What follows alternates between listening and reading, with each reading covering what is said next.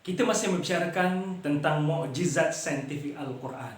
Satu mukjizat yang cukup agung, cukup menarik di abad ini. Satu bidang ilmu yang telah menyebabkan ramai ilmuwan dunia memeluk agama Islam. Di antara mereka ialah Dr. Maurice Bucaille daripada Perancis, Dr.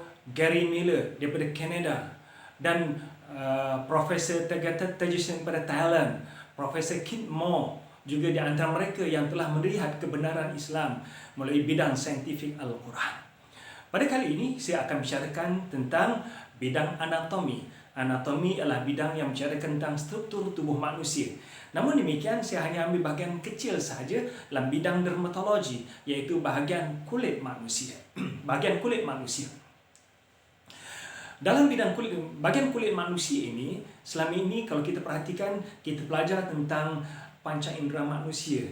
Kita ada mata untuk mengesan cahaya, telinga untuk mengesan suara, hidung untuk mengesan bau, lidah untuk mengesan rasa.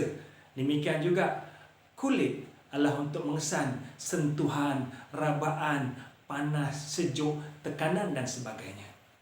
Namun demikian, pada abad ke-20 ini, satu penemuan yang cukup menakjubkan secara saintifiknya dibuktikan bahawa pada struktur kulit manusia ini, kalau kita lihat ini adalah struktur kulit manusia yang terdiri pada dermis dan epidermis.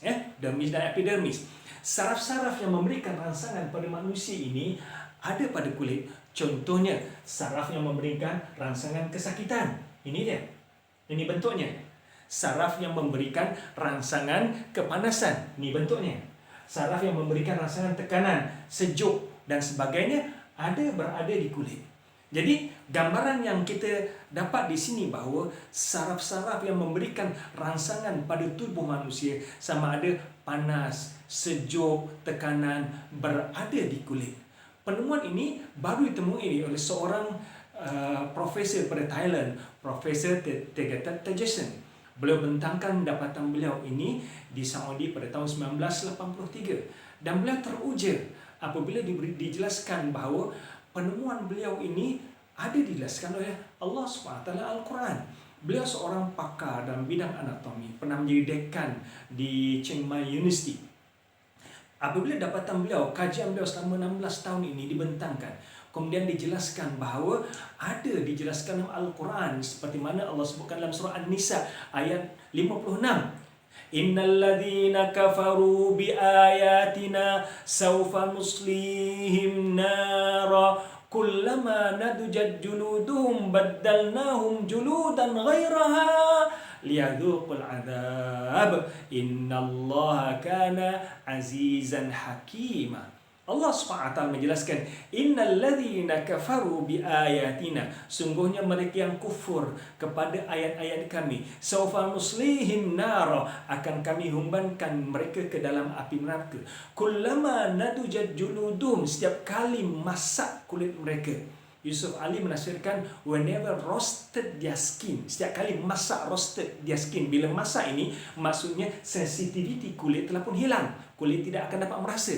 Kullama nadujat juluduhum, setiap kali masak kulit mereka, baddalnahum juludan ghairaha, Allah akan gantikan kulit yang baru. Untuk apa? Liyadhuqul azab, untuk mereka merasakan azab yang pedih. Tuan-tuan sekalian, Allah yang menciptakan manusia, Allah Maha mengetahui apa yang ada pada manusia. Allah yang menciptakan manusia, Allah Maha mengetahui sistem struktur anatomi tubuh manusia. Lantaran itulah Allah mengetahui saraf-saraf yang ada pada tubuh manusia. Di akhirat nanti, mereka yang kufur pada Allah SWT akan dihumbankan ke dalam api neraka. Setiap kali mereka dibakar dalam api neraka, akan terbakarlah kulit mereka, akan masaklah daging mereka. Apabila masak daging dan kulit mereka, sensitivity kulit mereka akan hilang.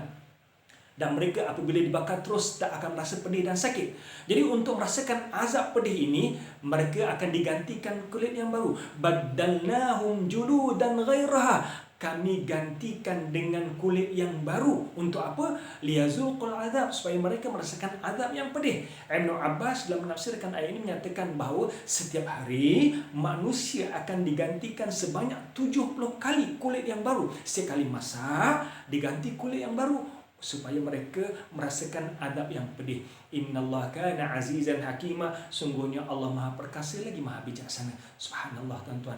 Ayat ini secara jelas bila Allah sebutkan baddalnahum juludan ghairaha, kami gantikan kulit yang baru, berarti serangsangan saraf yang memberikan rangsangan kesakitan, kepedihan, kepanasan, kesejukan berada di kulit.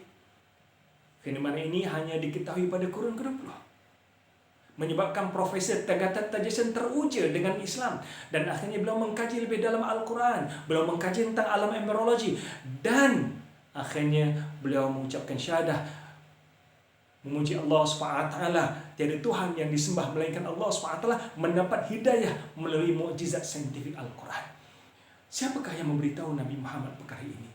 Di zaman itu tiada siapa yang mengetahui bahawa rangsangan kesakitan manusia berada di kulit.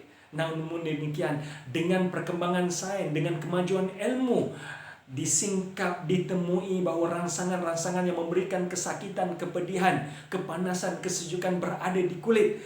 Dan ia selari dengan ajaran Al-Quran. Wa ma yantiqu anil hawa. Sungguhnya Nabi Muhammad tidak bercakap ikut hawa nafsu. In huwa illa wahyuha, melainkan wahyu pada Allah Subhanahu wa taala. Bukankah ini sebagai dalil dan bukti benar Al-Quran datangnya daripada Allah SWT? Bukankah ini bukti bahawa Al-Quran mukjizat saintifik yang cukup agung di abad ini?